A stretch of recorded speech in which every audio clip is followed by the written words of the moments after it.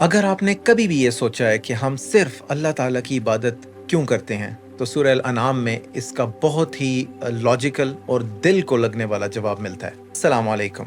आज हम बात करेंगे, खुलासा करेंगे सूरह अल-अनाम का। अनाम के मायने हैं चौपाए, कैटल के, और ये कुरान की 6th सूरत है और ये एक मक्की सूरत है और इसका रेवलेशन ऑर्डर है 55। ये 7वें जुज़ से शुरू होती है और 8वें तक जाती है। तो इसके जो 7वें जुज़ के टॉपिक्स हैं वो हम उसकी बात कर लेते हैं।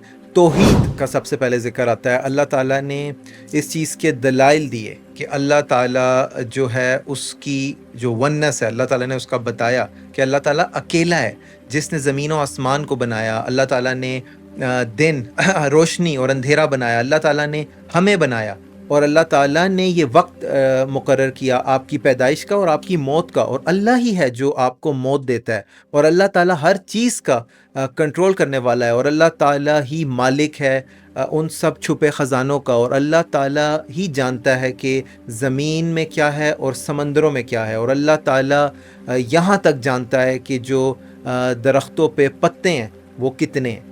लेकिन इस सब के बावजूद भी जो मुशरिकीन थे वो अल्लाह ताला के साथ दूसरे खुदाओं को शरीक करते थे जो उन्होंने अपने बनाए हुए थे।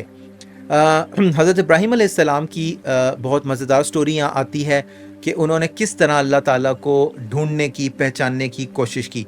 तो अल्लाह ताला ने हज़रत इब्राहीम अलैहिस्सलाम के बारे में ये बताया कि वो एक समझदार इंसान थे और उनके इर्द गिर्द और उनके घर वाले और सारी नेशन उनकी जो है वो बुत परस्ती में लगी हुई थी।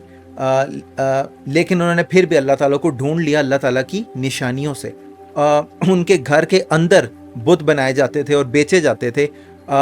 लेकिन जब उन्होंने अल्लाह ताला की जो अल्लाह ताला को पहचानने की, ढूंढने की कोशिश शुरू की, तो पहले उन्होंने सितारे की तरफ देखा और उन्होंने सितारे की तरफ देखा और उनको लगा कि शायद ये मेरा रब है। और फिर उन्होंने देखा कि सितारा जो है वो तो गिर गया और उन्होंने कहा नहीं, मेरे रब को ज़वाल नहीं।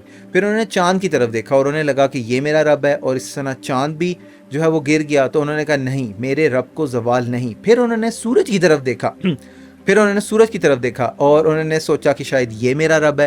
फिर उन्होंने जब सूरज को गिरते देखा उन्होंने कहा नहीं, मेरे रब को ज़वाल नहीं। फिर उन्होंने अल्लाह ताला के आगे वो झुके और उन्होंने कहा कि मैं जो हूँ वो काफिरों में से नहीं हूँ। फिर आगे रिसालत की बात आती है। अल्लाह ताला ने जो पैगाम दिया, अल्लाह ताला ने ये बताया हज़रत सल्लम को कि अगर ये किताब जो है वो दे दी जाती इन काफिरों के हाथ में, अगर ये किताब इन काफिरों के हाथ में दे जाती तो भी ये यकीन ना लाते, तो भी ये ना मानते। वो कहते कि ये एक जादू है। और अल्लाह ताला ने काफिरों के कुछ सवालों का जवाब दिया कि ये किताब जो है ये एक फ़रिश्ते के ज़रिए क्यों नहीं भेजी गई। वो इसलिए कि ये काफिर जो हैं ये उनसे ना बात कर सकते ना उनको देख सकते। इसीलिए अल्लाह ताला ने ज़मीन में से अपने बेहतरीन बंदे चुने जो कि अल्लाह ताला के रसूल बने। और अल्लाह ताला ने हज़रत को ये बताया कि ये जो अहले किताब हैं ये आपको ऐसे पहचानते हैं जैसे कि ये अपने बेटों को पहचानते हैं। और फिर अल्लाह ताला ने अपने कुछ रसूलों का यहाँ पे ज़िक्र किया, 18 उनका ज़िक्र किया अल्लाह ताला ने यहाँ पे, जिनमें से सारे नहीं लेकिन कुछ मैं बता देता हूँ। इब्राहीम अलैहिस्सलाम का, इसहाक़ अलैहिस्सलाम, दाऊद अलैहिस्सलाम, यूसुफ़ अलैहिस्सलाम, मूसा अलैहिस्सलाम और बेशतर और। फिर यहाँ पे ज़िक्र आता है क़यामत वाले दिन का, और अल्लाह ताला ने ये बताया कि तुम मेरे सामने ऐसे आ जाओगे जैसे कि तुम्हें इस दुनिया में भेजा गया था, और वो है अकेले, यानी हम अकेले खड़े होंगे क़यामत वाले दिन। और उस दिन जो ज़ालिम होंगे, जिन्होंने गलत किया होगा, वो अपने आप को बचा नहीं सकेंगे अल्लाह ताला की सज़ा से, और कोई किसी से मदद नहीं मांग सकेगा। और काफिरों से पूछा जाएगा कहाँ है वो तुम्हारे खुदा जिनको तुम बुलाते थे और जिनको तुम दुनिया में पूछते थे, तो कोई भी आगे नहीं आएगा। और वो उस दिन ख्वाहिश करेंगे कि हमें वापस भेज दिया जाए, लेकिन अल्लाह ताला फरमाते हैं कि अगर इन्हें वापस भी भेज दिया जाए तो भी इन्होंने यही कुछ करना है जो ये अभी कर रहे हैं।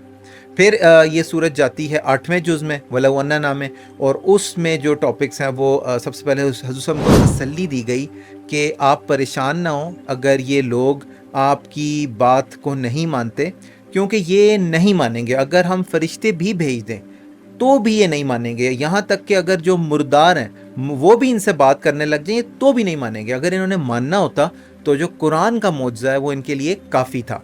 और फिर 4 हमाकतों का ज़िक्र है इन मुशरिकों की, इन काफिरों की। وہ یہ کہ ایک تو یہ اللہ تعالیٰ کی خلقت کو اللہ کے سوا کسی اور کے ساتھ جوڑ دیتے تھے، ٹھیک ہے، جیسے کہ جو فصلیں ہوتی تھی اور جو جانور ہوتے تھے، یہ ان کو دوسرے اپنے جو انہوں نے خدا بنائے ہوتے تھے ان کے نام کے ساتھ جوڑ دیتے تھے۔ دوسری یہ حماقت یہ کرتے تھے کہ یہ بیٹیوں کا قتل کر دیتے تھے اس خوف سے، غربت کے خوف سے، یا وہ کہتے تھے یہ داماد کا وہ ذمہ ان پہ آ جائے گا، یا وہ سمجھتے تھے کہ یہ ویک ہیں، یہ کمزور ہیں اور یہ ان کو سپورٹ نہیں کر سکتے۔ اور تیسری یہ کہ جو چوپائے تھے، جو یہ جانور تھے، مویشی، انہوں نے اپنی کیٹیگریز بنائی ہوئی تھی اور وہ مخصوص کر لیتے تھے۔ جس طرح ایک انہوں نے بنائی ہوئی تھی کہ یہ صرف دکھاوے کے لیے ہے، دوسری انہوں نے بنائی ہوئی تھی کہ ہم اس پہ جو ہے وہ سوار نہیں ہوں گے، تیسری انہوں نے بنائی ہوئی تھی کہ ان کو یہ جو انہوں نے اپنے خدا بنائے ہوئے تھے، اپنے جو بت بنائے ہوئے تھے، ان کے نام پہ ذبح کریں گے۔ تو اس طرح کی یہ حماقتیں جو ہیں وہ کرتے تھے۔